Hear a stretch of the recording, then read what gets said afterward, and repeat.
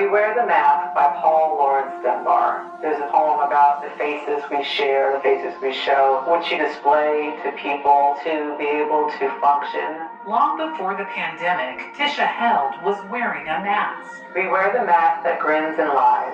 It hides our cheeks and shades our eyes while we wear the mask. An invisible one. Smile to hide the fear and the anger and the pain. Every hour of every day she spent at the large financial institution where she works as an auditor.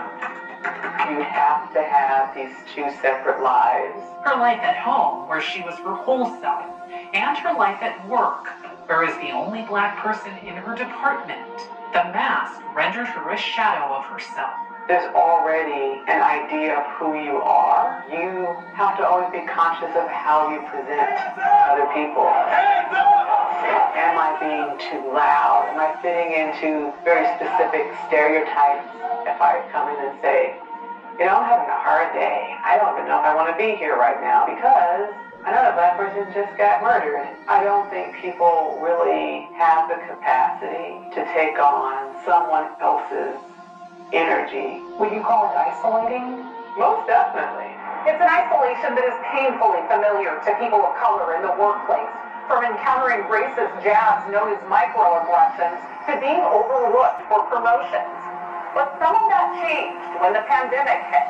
A survey by the Black think tank Future Forum found that Black employees experienced less stress and their sense of belonging skyrocketed 50% once they started working from home. Black survey finds 97% of Black knowledge workers want the future of the office to be remote or hybrid. Not surprising. I think people having gone through this past year and experiencing the constant cuts from microaggressions and the fatigue of living through the pandemic are just tired. And to go back to what they knew after having experienced some level of relief, don't want to go back to that. For Tisha, working from home wasn't just an escape. It was a chance to be herself. It was great to be in this sea of people. To march with her family after George Floyd was killed. Wanting to see change. To unmask herself at work. I volunteered and said, at where I work, I would like to do this. I wrote an article. The title of the article is Why is Self-Reflection Not Enough? Self-reflection is not enough if you want to be an ally. What was it like bringing that part of yourself to your professional environment when that's normally not something that you do? I think it was that gate that needed to be opened. I do a lot of things outside of work, but then doing it at work really did help me bring more of myself forward because I don't want to wear a mask.